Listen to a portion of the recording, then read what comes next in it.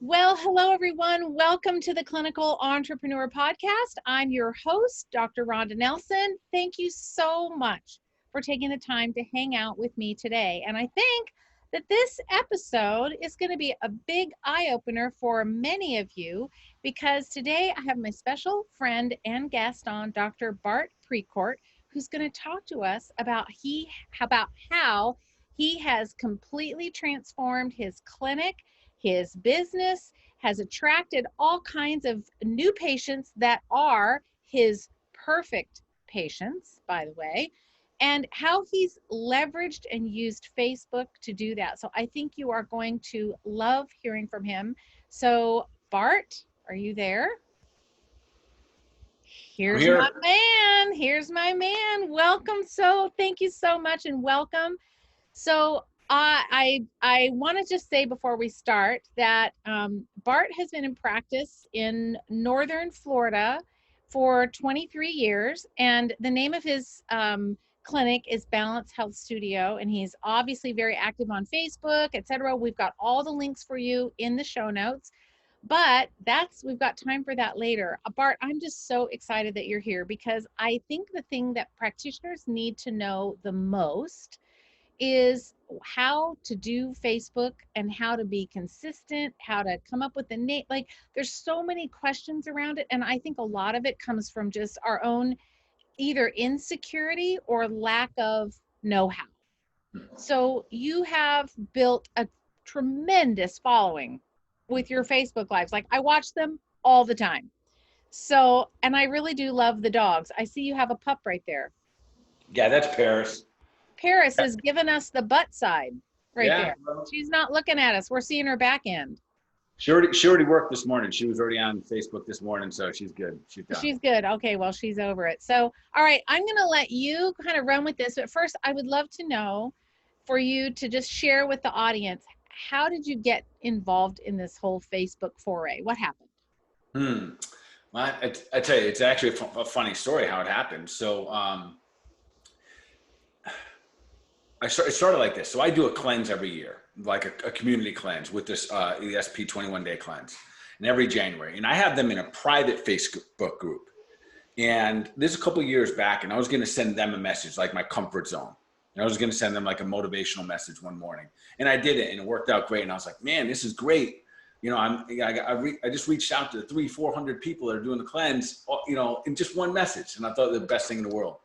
And then what happened was I went to do it again the next day, and I didn't hit the private group.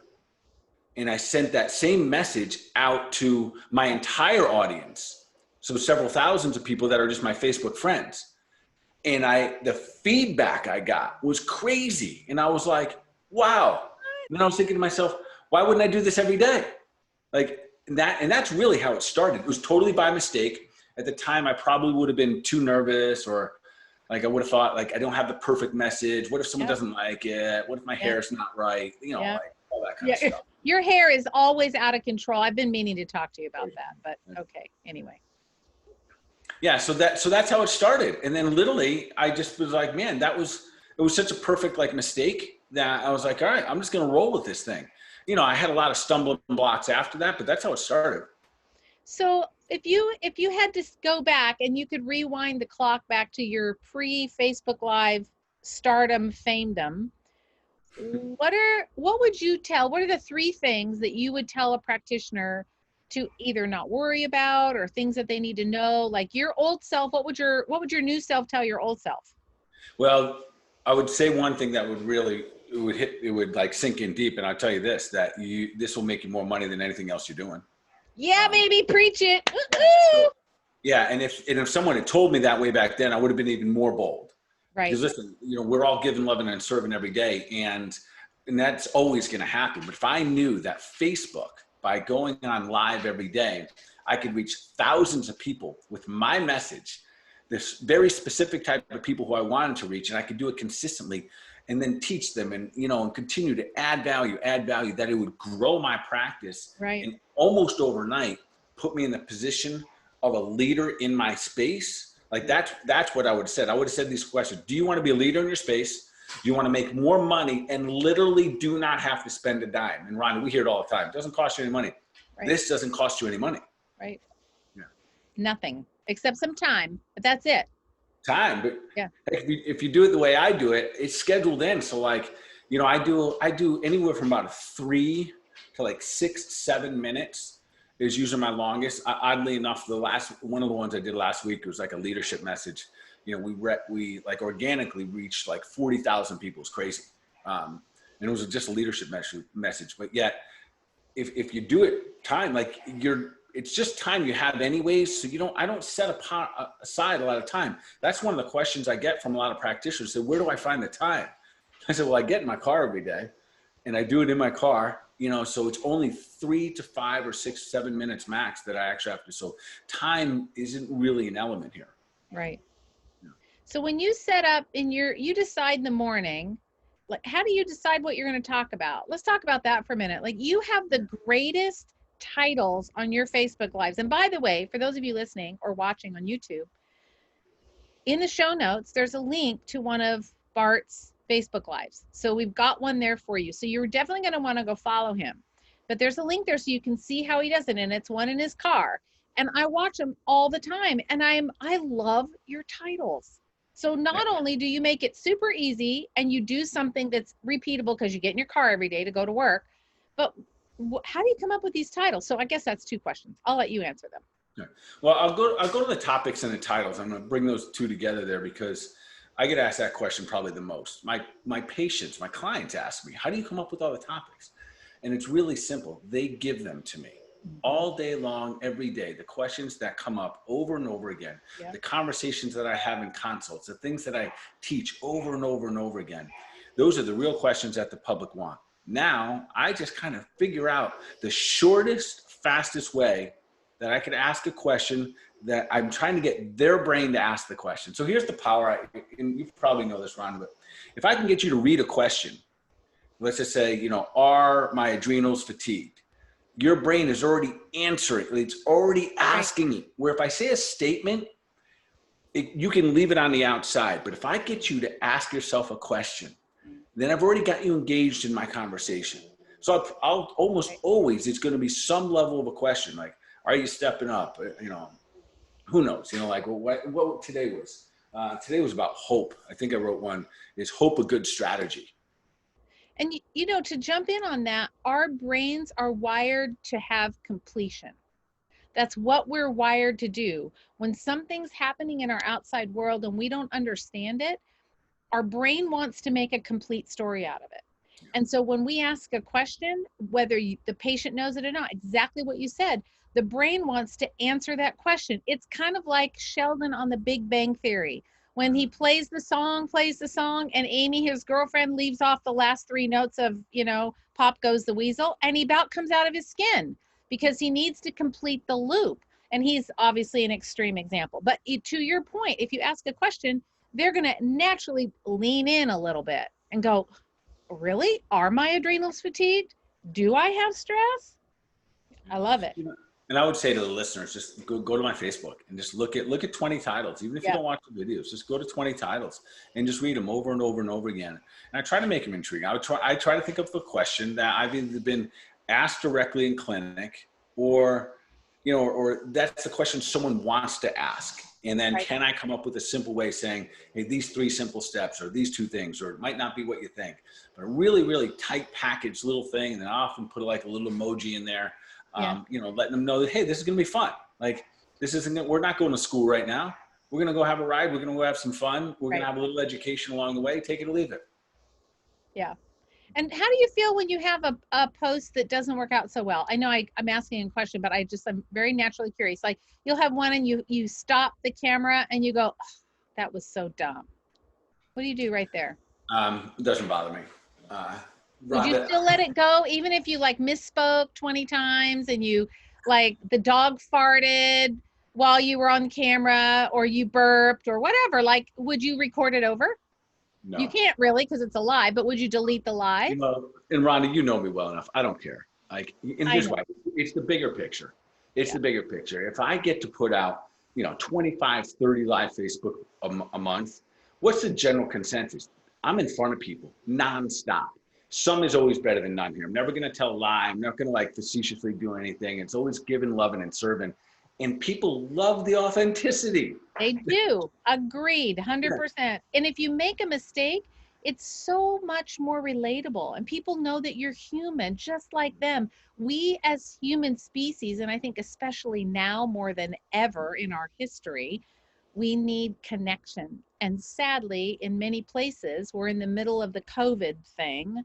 In many places, connection is difficult to happen because of laws and regulations, et cetera. We won't go there, but it's difficult. And so when you feel like you at least can have a virtual connection with someone who's human, i.e. they burp or they, something happened and they got distracted and came back, you go, oh, that guy's like me. Like, I like him. He's like me. So kudos to you. I love that. And to that point, I think it's real important, especially for the people out there that are thinking about doing it and a little nervous about doing it. I don't really prepare these. I get a thought in my brain. I want you to think like you're walking out into your waiting room and you got some patients there, your staff is there, and someone asks you a question just about like what's good for brain fog? And you just want to give them a good, quick answer. But you got a room full of people that have good education and not so good education, and not every word is going to come out perfect.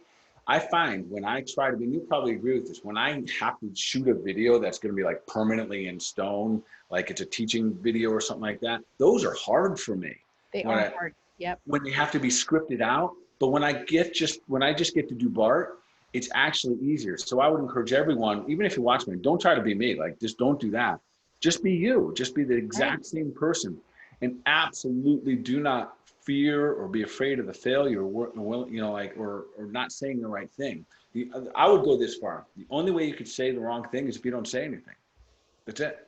I would agree with that. I think that's so well said. By staying silent, you're allowing your patients, your clients, the people that know, trust, and like you to have the opportunity to have disinformation or misinformation, or they're learning something that may not be accurate, especially now. I mean, Dr. Google is the worst educator ever on the planet. So being that authority makes a huge difference, and you've stepped up and done it really well.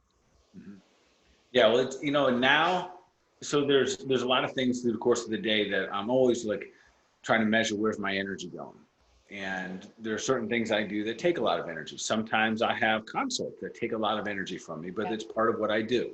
And it's okay. I have a fee for service, and this is part of who I am and what I do. I will tell you, my Facebook Lives, they give me energy. I love that. They literally give me energy, knowing every day that, hey, listen, if everything goes bad today in clinic, at least I was giving, loving, and serving this morning. Yeah. And it's, and it rolls right off of, off camera, we were talking a little bit like, how does it start? And it starts, quite frankly, because I try not to have to like use ultra motivation every day to get me to do it. But I do have a ritual. Like, I have this morning ritual that puts me in the perfect place to do that. I will tell you, when I've tried to force things, when I have like, oh, I have to do one today and it has to be perfect, that's when I get in trouble. That's when it doesn't it doesn't sound authentic. The whole thing doesn't work. So real quickly, I would say to the peeps that however you do your thing, I like to do mine in the morning. I don't like to wait till the end of the day. Yeah. For a couple of reasons. One, if I put it out in the morning, it has the entire day of people searching for Facebook. Right. That's the beauty of it. There's almost like a clock that starts clicking, and then tomorrow starts fresh, clean the slate, and it starts again. Yeah. So, I'm a pretty early riser. Most of mine are going out before 8 a.m., 7:30. I'm usually in my car at 7:15. By 7:21, I'm done and I'm off to work. So that being said, that what I do prior to that plays a big role. So I have this kind of like morning exercise routine. I have, my meditation, my prayer, my gratitude is really what I do. And then I have power statements, where I really kind of like get myself going. And then from there, I find it just flows through me so much easier. Yep.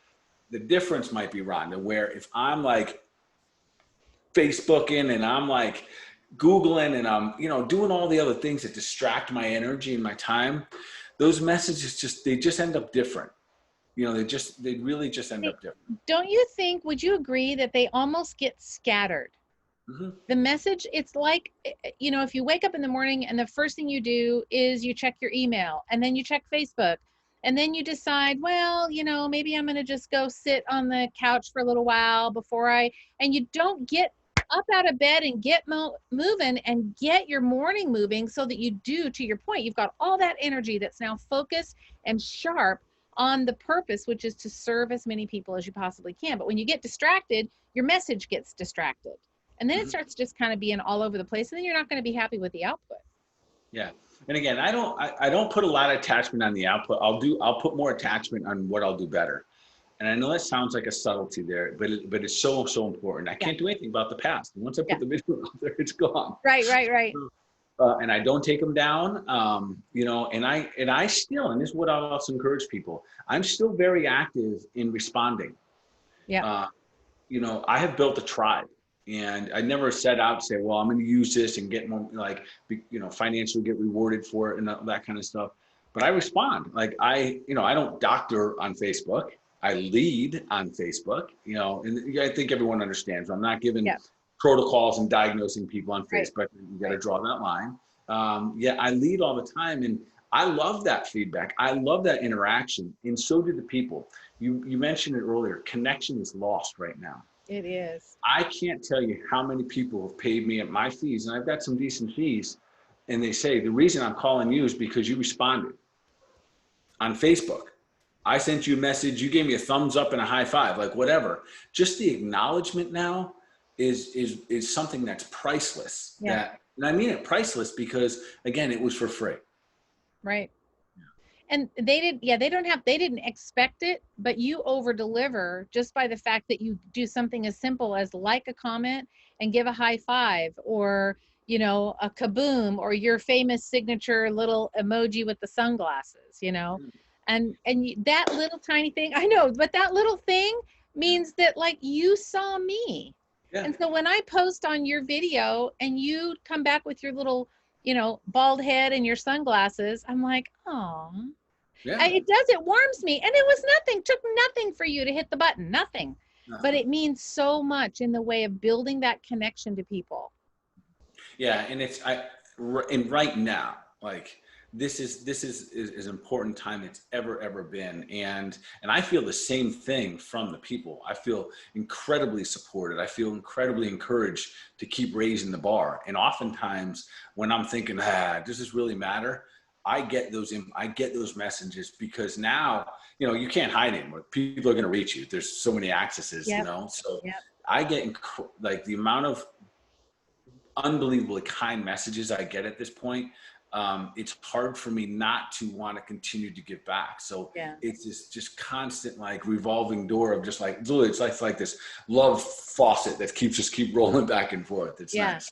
Yeah. So when you get up in the morning, you do your morning ritual, and then you're like ready to go. You hop in the car at 7:15, and then you know that your next thing is, before you start that baby up and you roll into drive, you're going to get your Facebook Live done. So you already have an idea of your topic, because it probably came from a patient or a conversation that happened the day before.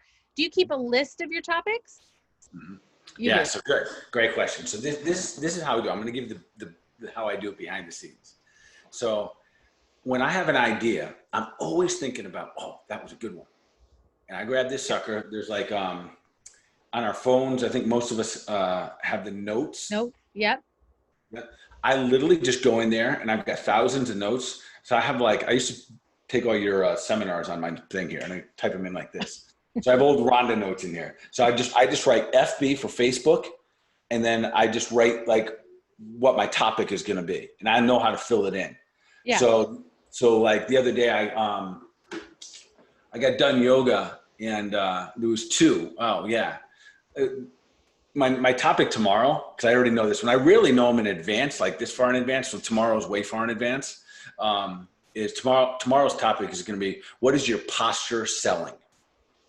Ooh, good one. Oh yeah, right. Boom, baby. Yeah. Boom. So we're in yoga, and I'm in this yoga class, and my wife was talking about how I always talk about good posture is sexy, and like, what are you selling with your body? What are you selling with your posture? So I'm going to go into that because right now we see people with masks. Yep. We see people doing this. Yep. We are not seeing sexy. We are not seeing confident. You know, your posture's everything you can see. And if you can't see it, it's part of your posture. Right. So like, that's a beautiful topic. And that just came to Wow. because, and it wasn't me trying to go look for a topic. They come to me. So as soon as I get done yoga class, I put it in here. So now I have, and they'll be like, and if let's say one day I wasn't even paying attention, I was like, oh man, I've put so many in here. If I have nothing that morning, I could stroll back and find something, and then I'll just roll with it. So I have my topic. When I get in my car, the first thing I do is I sit down and I write it until that title looks good to me. Yep. And it's in notes, and then I copy it, and then I paste it over in Facebook. So now I have that kind of permanently there, and I look at it. So I put it on Facebook. And FYI, don't shoot your video like this. Always shoot your video like this. Yep. Yep. Okay? Always, always, always. So I didn't know that in the beginning. Yeah. Always horizontal. Yep. Yeah. Always. Because otherwise, you're tall and skinny, and then you have the big black section on either side. So you always want to do horizontal, which means you're going to have to position it in a way that makes it so that the video works. But I know you're going to get to that. I don't want to get ahead. Okay, go. So I put it in there, and I put it up there, and I just make sure it looks like it reads good. And I know how the eye works, so I want the question on the first line and kind of the punchline on the second line. So if you go through all my tags, you'll see there's there's 2 lines for everything. I get the brain to think, I engage you, I get you to step in, and then I tell you that I'm going to tell you how to fix this. Yeah. Or whatever. So I give you something second. So I get that up like this. We're good to go. And then I'm going to show some. I took it out of my Jeep to show you guys. Then You brought tools? I did. Woohoo! So Good. This is what I wish I had. So your listeners are going to be able to way ahead of the game. There's nothing better than this in terms of going in your car. So listen, also, don't do it while you drive. I did my first 150 driving. I didn't get good feedback on that. Literally, I'd be driving while I was videoing. So they didn't like it. Your listeners did not like that. I got enough people that cared and loved for me that said, "Yeah, don't do that, Bart." Yeah. Well, that's nice. They know they love you. They want you to be safe. Totally. So anyways, this. I'll see if you guys can read this. If not, Rhonda, maybe you can put it in the show notes. It's Archon. I will do that. So it sticks on to my windshield, and it's strong. It's so I can move it and all that place, and I leave it there. So I don't change my setup every morning because I want it simple. I want it easy. I want it fast. I don't have 20 minutes to prepare the videos and all that kind of stuff. No, it stays on my windshield 24/7. That being said, you can get in any one of my cars. I got a lot of cars. There's one of these in each one. So I love this. I'm going to jump in. So you are you're creating almost a foolproof system for you to get your Facebook Live done. Meaning you don't go get in another car and go, oh man, the thing is in the other car and I left it in my gym bag. No, you are set up so it doesn't matter where you are, what car you're in, because the car is the place you do your thing. Yeah, well, I had those excuses in the beginning. That's what happened. And then I'd frustrate myself, and then I'd run over there. Yeah, so then I was like, I'm getting one for each car. Good job. Done. Way to go. Easy breezy. So I set that up, easy breezy. I shoot my video. Right after the video, it says share or delete, and it's always a share. Always. Yep. There's one more little thing I'm going to tell you guys to get. This is random. We didn't talk about this. There's something called, you can get it on it. It's download an app called Speed Test. Speed, like as in speed racer driving? Speed. Yes. Here's I'm why writing you it want down. this. We'll put it in the show notes. Okay, speed test. And again, I have no affiliation with these guys, but the speed test lets me know how strong my signal is every day. Oh. And we don't want to drop a video. So you're going to see this guy go like that. If I see if it's strong, I can roll. And depending on just where you are, or maybe you've driven to a secondary space, maybe you're still connected to Wi-Fi or something like that. That's important because you don't want a crappy signal. So you speed test it first to make sure your speed's good, then you record your video. Yeah, so I'll explain what a mistake I made, and I see a lot of people with their videos, they make this. In your house, you typically have your phone set for Wi-Fi, so it Right. connects to your Wi-Fi. But Right. once you go out, you could be like, say, in between, and you're just not in a good area. Yeah. So now your video, which you need stronger Wi-Fi, is weak. So I click off and I go on to whatever it is now, 5, 10, 20G, whatever it is out there. Don't Yeah. even get us started on that topic. But yes, I get you. So so I messed up a lot of videos where they were just shoddy. They would, then they'd miss a couple words, and then a couple, so that would be a simple way to make sure that you have solid signal throughout. All right. So that's the simple every day. So then I don't go to my clinic every day. So, yeah. So now how do you work around that? Now you're messing up your schedule. right. Oh yeah, baby, the tripod. Yes. Nice. All right. Yeah. So this is gonna make you laugh here. Okay. So if you see my videos, you're gonna see me in like a car that you're gonna see my Jeep mostly, and listen, the top's off. The other day I got caught in the rain and just raining while I was doing a video and everything. So it just doesn't matter. Just put it out. It's still for free. It's better than nothing. You're right. So in that same idea that I have one of these in each one of my cars, I got one of them sitting wherever I shoot video. I do not want to drag this thing. And listen, it's lightweight, easy breezy. Go to Amazon. This literally says Amazon Basics. Okay. For tripods, you can spend up to $200-300. That sucker right there is $19.99 and it works perfect. Yeah. Absolutely perfect. You need a piece though for your phone. That's the adapter. Yeah, and it'll say for iPhone, 5, 10, whatever you got there. And then I stick my phone in there and I leave that on there. So I got 2 of these and 2 tripods. The other one, you'll see if you watch some of my videos, are up on my pool. Yeah. I love that. I love the ones where you throw the ball for the dog. Yeah. Crack me up. And I'm not paying attention to you. I'm watching that dog swim in that pool. I love it. So, and that part of it too, hon, there was a time when I'm not going to do it in my home and show them all my life. And I don't care. Like, it actually has created a better tribe. Like, it's authentic. Like, Right. And sometimes you'll see there's just like towels hanging out and stuff like that. But that's me. That's my life. I've got 8 dogs. So like, there's just stuff and my wife and, all this stuff. So the pool ones are great. Like, I look at those, they're fantastic settings. We love her. We love our pool. We love our outdoor space.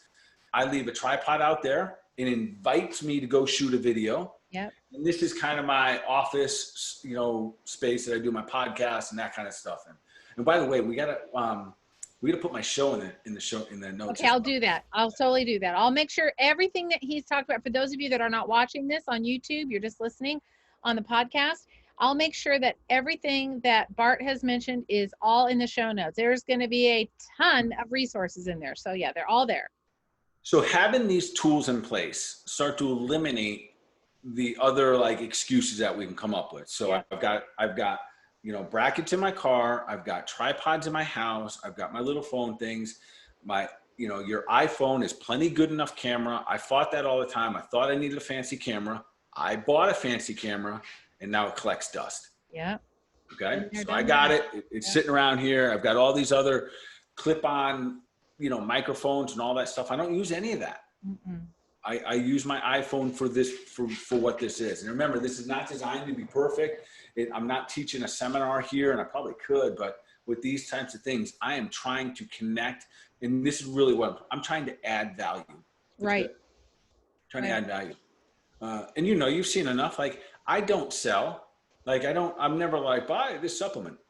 If it comes up that we're, during say yellow fly season, we have these bugs that come out here and people blow up. I show them the bottle of Antranex that everyone should have at home. You know what I mean? But I'm never I don't use these videos to sell.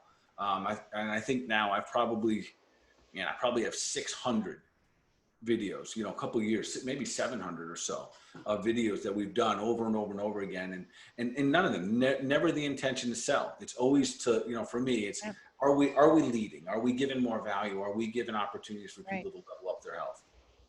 And when you add value, there's so many people out that are trying to get in our pockets. Mm-hmm. They're trying to get in our pockets via email and the TV, and everybody's trying to get a nickel and a dime. And when nickels and dimes get a little bit sparse, as recently with the COVID shutdown, some clinics, a lot of businesses, a lot of people are out of work during those months, and some still are. To have someone that's trying to sell is always going to be a repel, always, every time.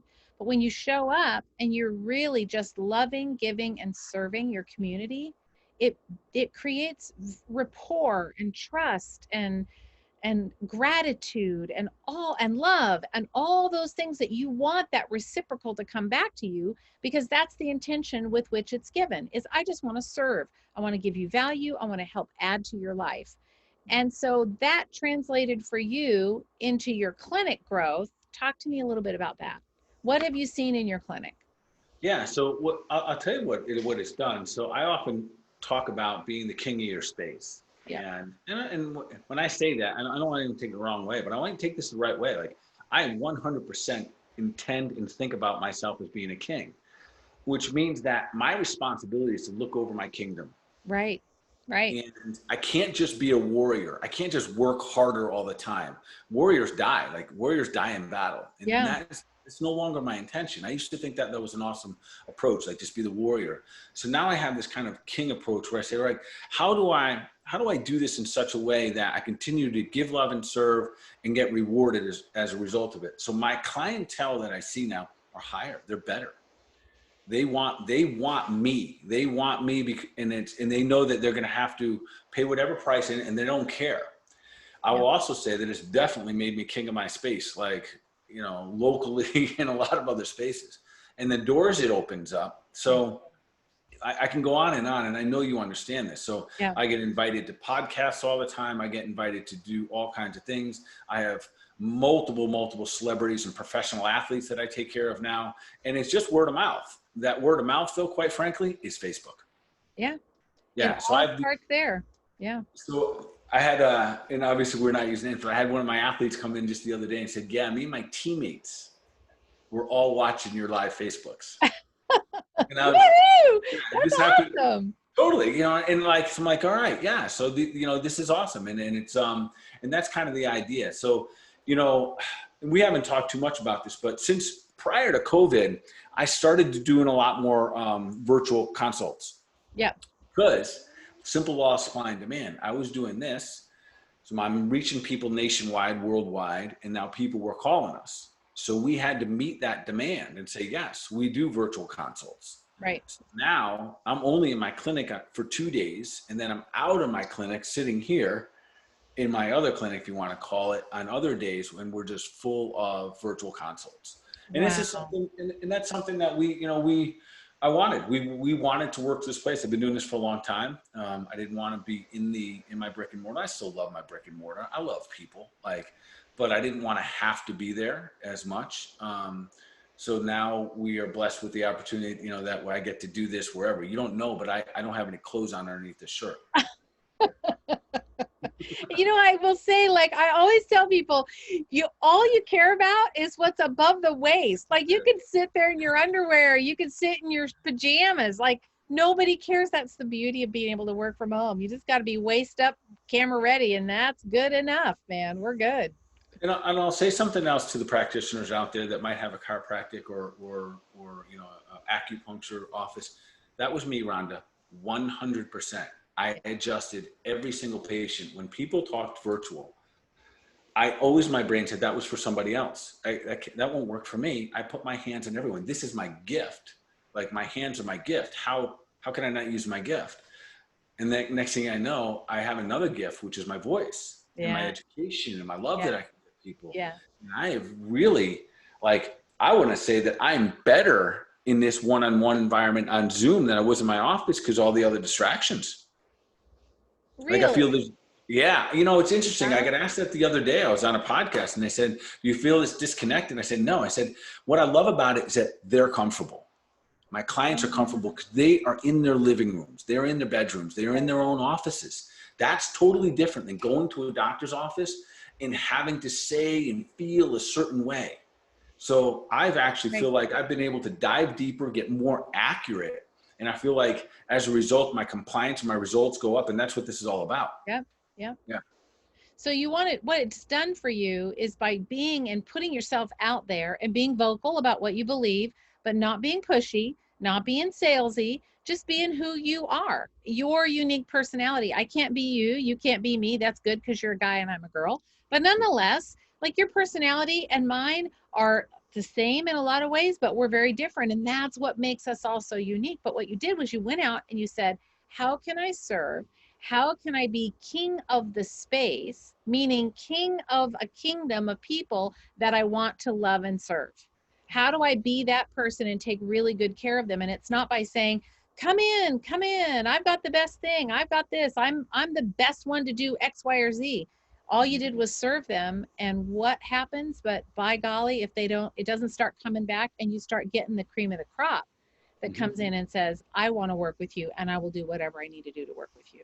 Yeah. I love this. I Yeah. love this. Thank you I, so much. What were you going to say? No, I go. was just saying, I want to thank you. Like, you know how much I love you, and you know how much.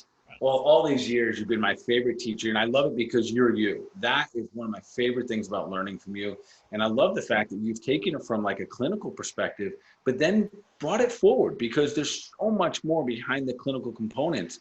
Like these businesses that we have, and how much there really is behind that. So, Yeah. kudos to you to creating this.